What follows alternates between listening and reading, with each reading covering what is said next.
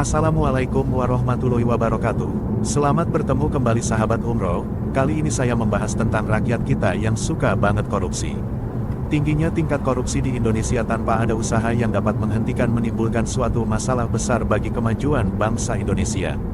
Fenomena korupsi ini sering disebut sebagai budaya korupsi, karena perilaku menyalahgunakan kekuasaan atau sumber daya untuk keuntungan pribadi tampak begitu meluas dan bertahan lama. Fenomena ini menimbulkan pemikiran bahwa praktik korupsi di Indonesia tidak hanya terkait dengan kelemahan hukum dan institusi, tetapi juga berakar dalam pada sejarah panjang penjajahan yang berlangsung selama lebih dari 350 tahun, dapat merubah struktur biomolekul bangsa. Salah satu pendekatan baru untuk memahami fenomena ini adalah melalui epigenetik, sebuah cabang ilmu kimia biologi yang mempelajari perubahan fungsi gen yang tidak disebabkan oleh perubahan struktur DNA itu sendiri, melainkan oleh tanda kimia kecil seperti metilasi DNA atau modifikasi histon yang dapat dipengaruhi oleh lingkungan, pengalaman hidup, bahkan trauma sejarah.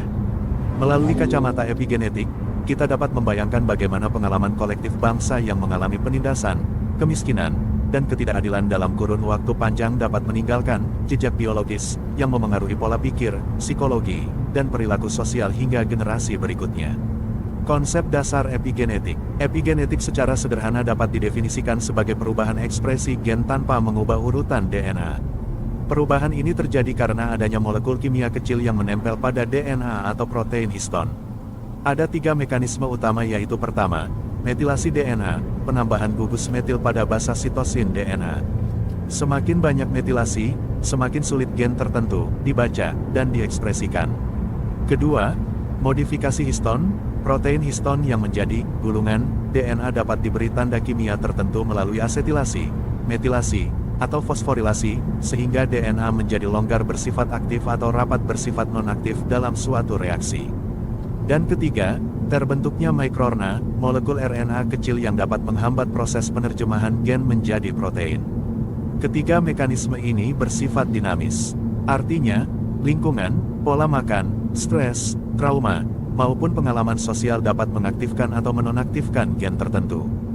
Bahkan, beberapa tanda epigenetik bisa bertahan lama dan diwariskan ke generasi berikutnya. Bagaimana hubungan epigenetik dengan penjajahan Belanda dan trauma bangsa terjajah? Tapi kita intermezzo dulu ya.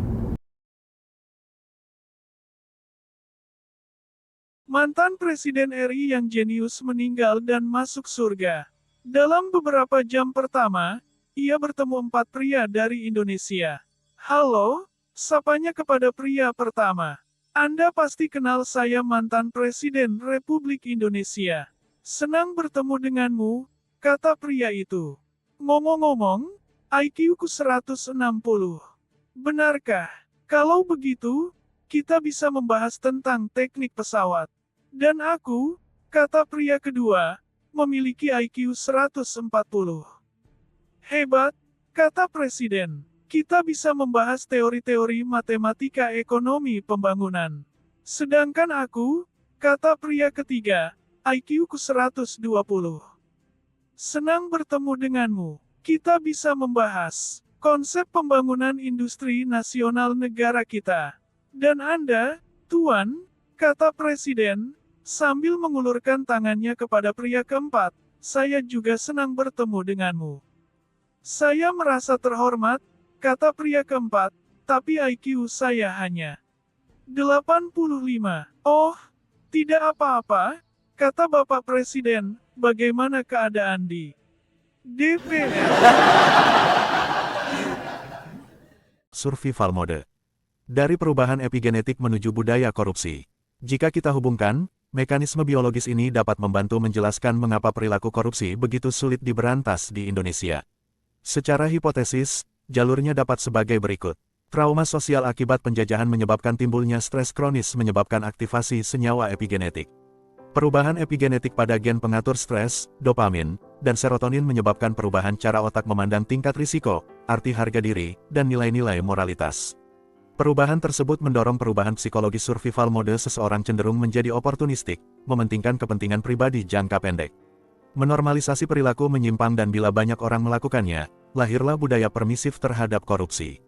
Dengan demikian, budaya korupsi bukanlah DNA bangsa Indonesia yang asli, melainkan hasil dari jejak sejarah yang panjang, yang sebagian mungkin tercatat dalam bentuk epigenetik.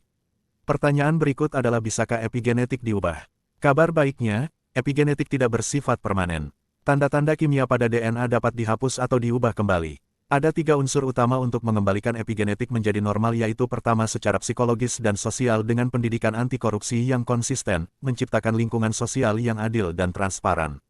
Terapi psikologis atau program rehabilitasi moral seperti mengkampanyekan perilaku anti korupsi yang intens sehingga timbul kesadaran masyarakat terhadap bahaya korupsi bagai kemajuan bangsa. Kedua, menciptakan gaya hidup dan lingkungan sehat dengan mengkonsumsi nutrisi yang baik seperti asam folat, vitamin B12, kolin. Teratur berolahraga dan manajemen stres. Ketiga, mendorong terciptanya sistem hukum yang keras terhadap koruptor dan tidak diskriminatif. Dengan strategi ini, generasi baru dapat mereset sebagian tanda epigenetik yang terbentuk akibat trauma sejarah, sehingga pola pikir koruptif tidak lagi menjadi kecenderungan umum. Sebagai penutup, bahwa budaya korupsi di Indonesia memang tampak seperti masalah yang melekat dalam kehidupan sosial politik.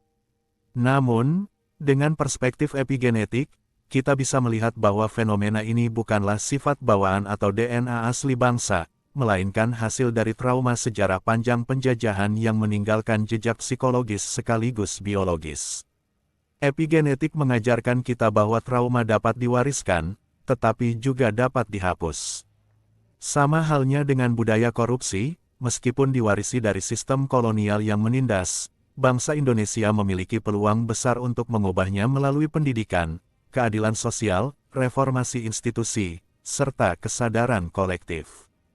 Dengan memahami dimensi biologis, psikologis, dan sosial ini, kita tidak lagi terjebak pada pandangan pesimistis bahwa orang Indonesia memang korup.